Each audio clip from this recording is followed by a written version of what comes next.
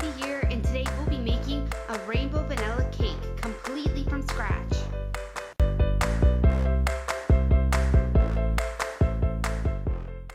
So I'm going to be using a recipe from the King Arthur book, and it's elegant white cake.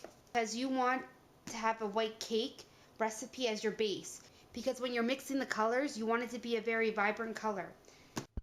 So you're going to need 5 large eggs and just the egg whites, a cup of milk, 2 tablespoons of vanilla extract, a heaping tablespoon of baking powder, 3/4 of a teaspoon of salt, half a cup of vegetable shortening, half a cup of butter or 1 stick, 2 3/4 of cake flour. Now I have a video you can check out so you can make your own cake flour, and 1 cup and 3/4 of a cup of sugar. So I'm using the whisk attachment on my stand mixer.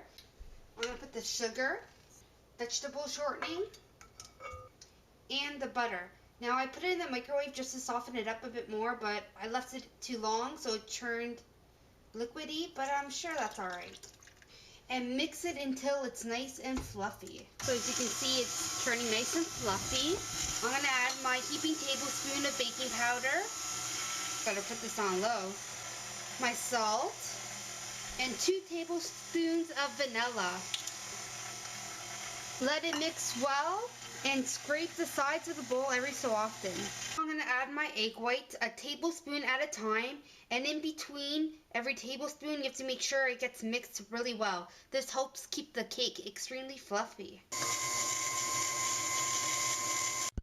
So this is what the egg mixture looks like, and now you're going to put a little bit of flour and a little bit of milk at a time, and you're going to mix it really well.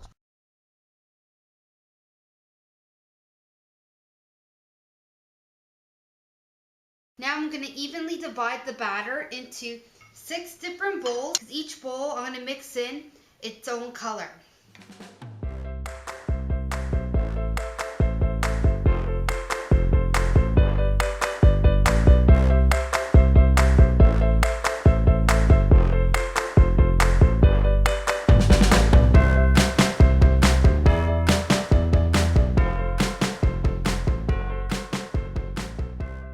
Only find 3 cake dishes and pie dishes, but that will be fine. I'll just do 3 at a time, so it only takes 2 batches.